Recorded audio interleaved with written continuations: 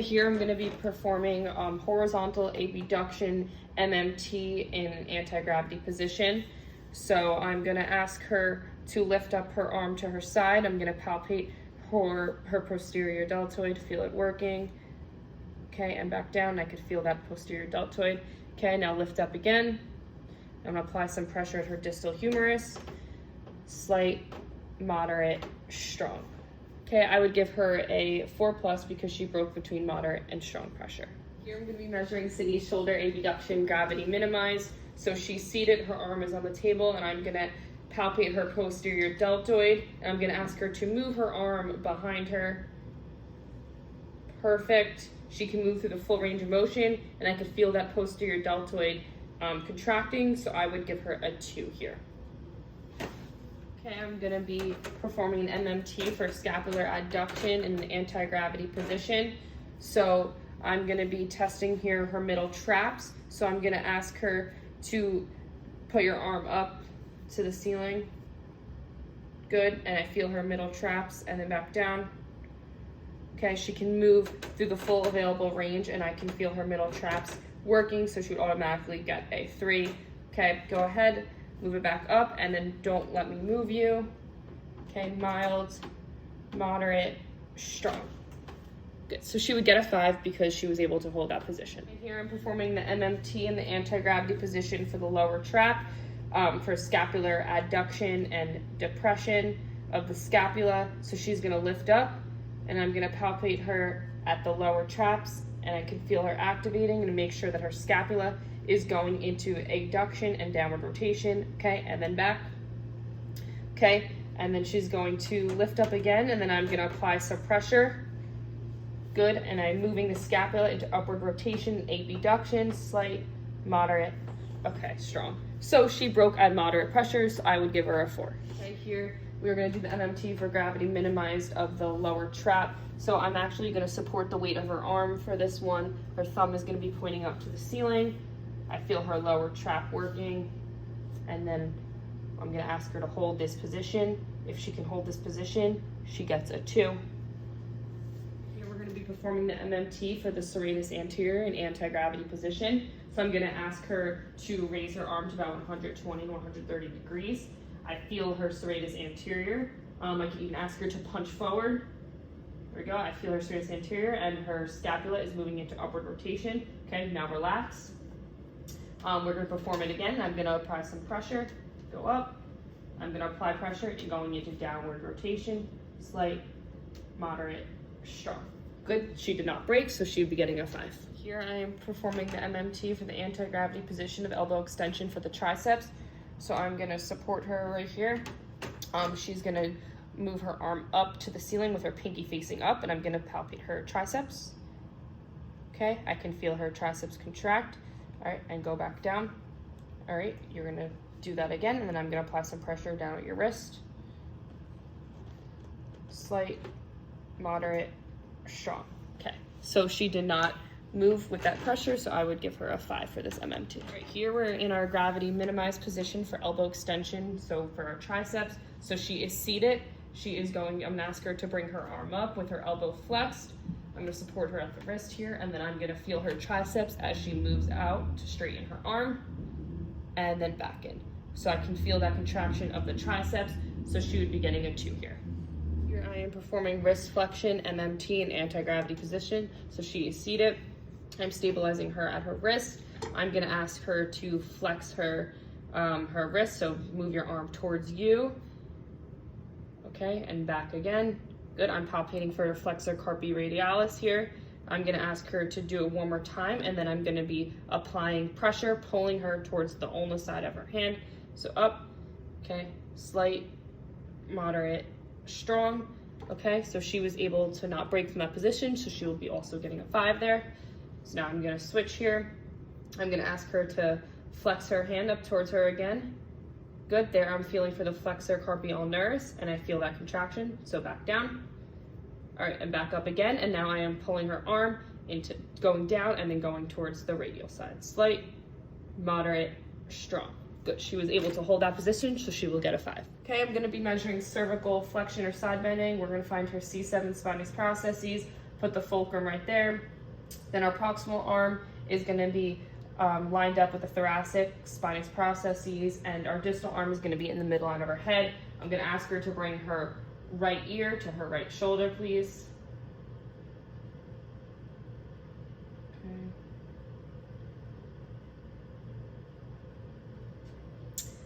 We have about 25 degrees there of cervical flexion. Okay, so I'm going to be measuring his shoulder complex flexion. All right, so I'm going to stabilize him at the ribs, and I'm going to ask him to lift his arm up overhead for me.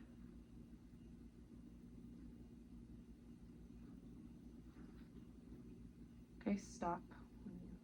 Okay, I'm going to set my GONI to what I think he's at. Okay, can go back down. Okay, lift back up.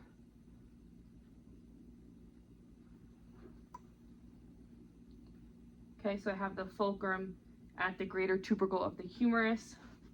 I have the proximal arm at the axillary line of his thorax, and then the moving arm is going to go up to his lateral epicondyle.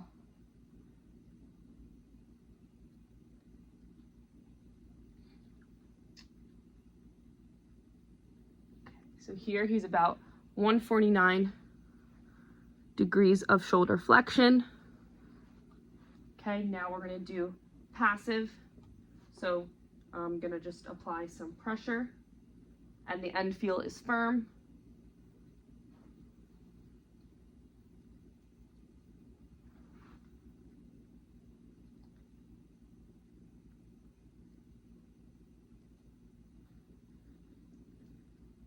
Okay, and now he's at about 160 degrees of shoulder flexion. Okay, I'm going to be measuring his glenohumeral joint internal rotation. So I'm going to stabilize him at the spine of the scapula and acromion process, and I'm going to ask him to bend this arm and then just rotate it in, and I'm going to watch for that anterior tipping of the scapula. Okay, and then back up. All right, I'm going to set my GONI. Okay. Okay, go back down. So I have the fulcrum at the olecranon process. The proximal arm is perpendicular to the ground, and the moving arm is in line with his ulna.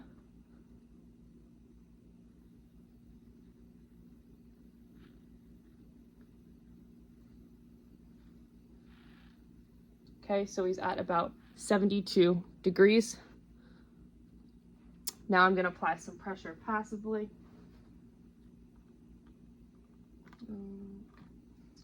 Down. Okay, right there.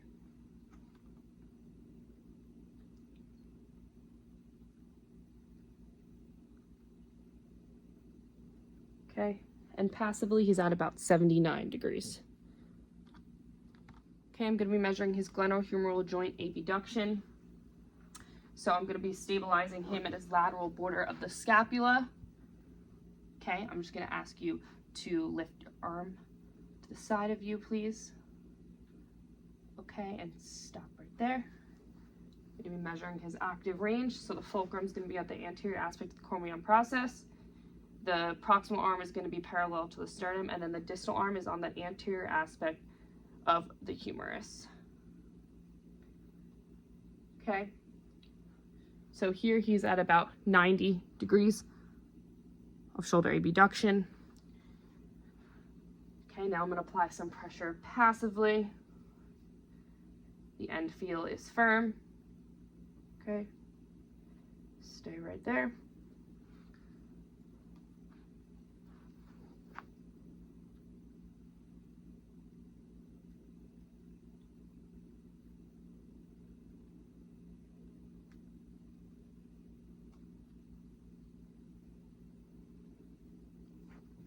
Now he's at about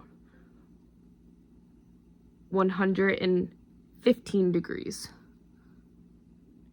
Okay, I'm going to be measuring his wrist extension. So I'm gonna ask you, can you relax your wrist, okay? And then just bring it up towards you, okay? And then back down, right? I'm gonna set the GONI, okay? So my fulcrum is gonna be in the lateral aspect of the wrist. Proximal arm is gonna be in line with the ulna, and then the moving arm is gonna be going up to his fifth metacarpal. Okay, go ahead again.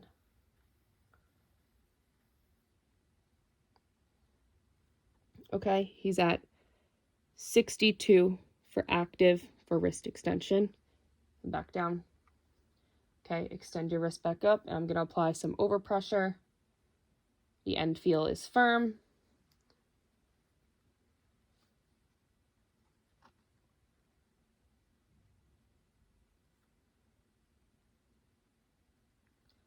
Now he's at about 72.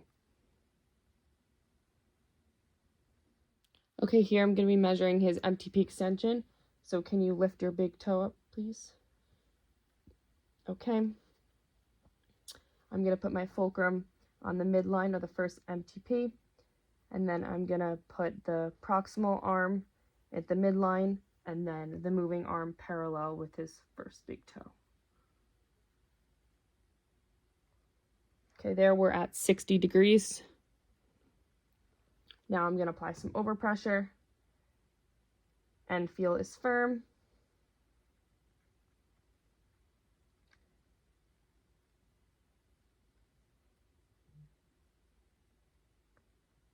Okay, now he's at about 65 degrees.